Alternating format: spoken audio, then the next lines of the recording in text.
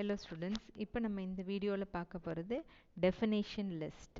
So இந்த லிஸ்ட்டில் 3 types பார்த்தோம், ordered, unordered and then definition. So in the definition list, what it is definition list means, in definition list is used to display information along with its definition. Okay. So ordered list unordered லிஸ்ட்டில் பார்த்தீங்கன்னா என்ன இருக்கும், அந்த லிஸ்ட்டுங்கிற இடத்துல ஒரு item இருக்கும், அந்த item என்ன ஐட்டமோ அது மட்டும் டிஸ்பிளே ஆகும். இப்போ சிவில் மெக்கானிக்கல் கம்ப்யூட்டர் அப்படின்னு சொன்னால் அந்த ஐட்டம் மட்டும் 1 சிவில் 2 அப்படின்னு போட்டு ஆர்டர்டாக இருக்கும். அதே அன்ஆர்டர்டாக இருந்ததுன்னா ஒரு சர்க்கிள் போட்டு சிவில் மெக்கானிக்கல் அப்படின்னு டிஸ்பிளே ஆகும். வேறு டெஃபினேஷனில் எடுத்துட்டிங்கன்னா ஒரு ஐட்டம் இருக்கும், அப்புறம் அதுக்கு கீழே அதோடைய டிஸ்கிரிப்ஷன், அதை பற்றின இன்ஃபர்மேஷன் சேர்த்து டிஸ்பிளே ஆகும்.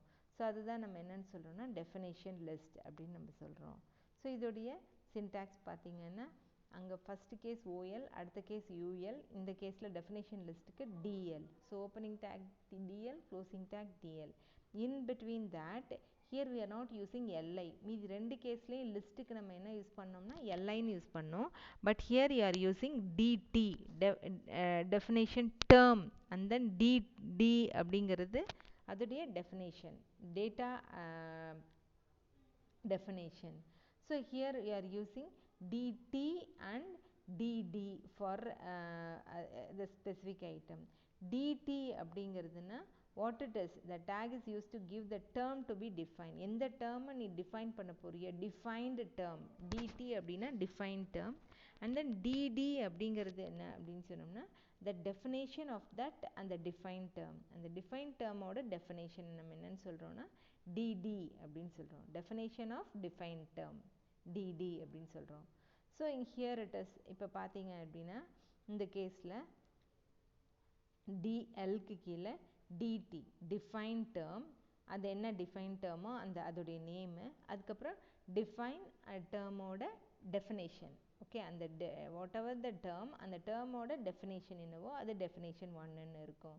ஃபார் எக்ஸாம்பிள் இப்போ நீங்கள் HTML அப்படிங்கிறது டிடியாக இருந்ததுன்னா டிடி உள்ள ஹைப்பர்டெக்ஸ்ட் மார்க்கப் லாங்குவேஜ் அப்படின்னு எழுதுவீங்க.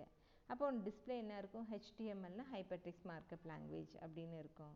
So likewise you can write any number of, you can add any number of define term and it's definition. And last வந்து க்ளோசிங் டேக் வந்து /dl அப்படின்னு போடுவீங்க. ஸோ இதோடைய எக்ஸாம்பிள் இப்போ பார்க்கலாம். ஸோ இதோடைய எக்ஸாம்பிள் பார்த்தீங்க அப்படின்னு சொன்னோம்னா இங்கே DL tag உள்ள DT HTML, DD hypertext markup language. Similar way DT RAM, அது உள்ள DD random access memory அப்படின்னு இருக்கு. ஸோ அவுட்புட் உனக்கு என்ன வரும் அப்படின்னு பார்த்தீங்கன்னா HTML hypertext markup language, அடுத்தது RAMனு இருக்கு. So RAM random access memory. So likewise எந்த டெஃபினேஷன் வந்து நீ டிஸ்கிரைப் பண்ணணுன்னாலும் டிஃபைன் பண்ணணுன்னாலும் நீ என்னப்பா யூஸ் பண்ணுவ, நீ definition list யூஸ் பண்ணுவேன். So this is about the list. So listல 3 types பார்த்தோம், ordered list, unordered list and definition list.